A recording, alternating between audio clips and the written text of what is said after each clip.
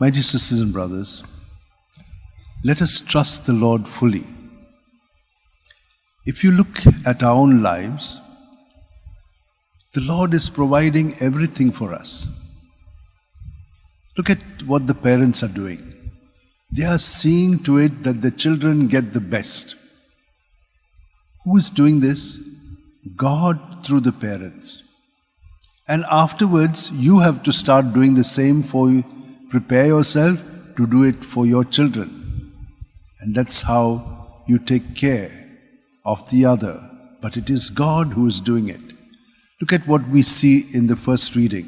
He calls Elijah and tells him he must go and tell my word to Ahab.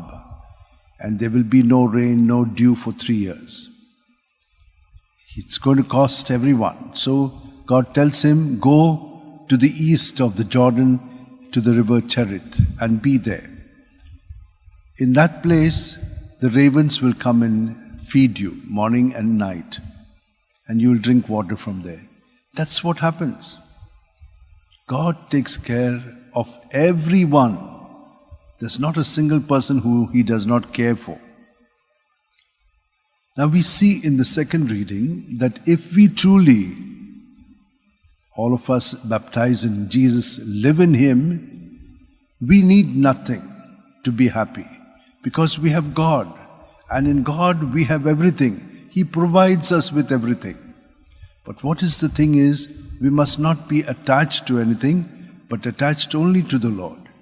And then whatever the needs are, He will grant it to us. But He tells us there is something else that will happen to us. While you may be pure of heart and you see God and you're a peacemaker, you'll be called children of God, you will have to suffer for righteousness' sake. But don't be afraid. You're not alone. I'm with you. So if they do all these things because of me, you be happy and rejoice because you have a great reward in heaven. And where's heaven?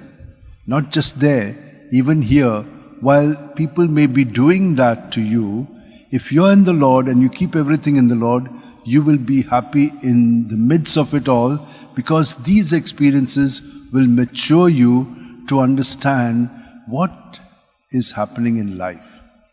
And this wisdom, He will give it to us. Let us hold our hands, keep them in our lap, close our eyes, and as we breathe, we are being filled with Jesus every moment, but we are becoming aware of it now.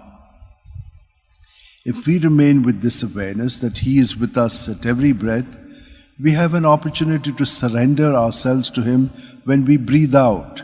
So just keep doing that, surrendering everything good, bad, ugly, so that when you have surrendered it to Him, He will transform it and give you the best, because that's what He does. He takes care of us.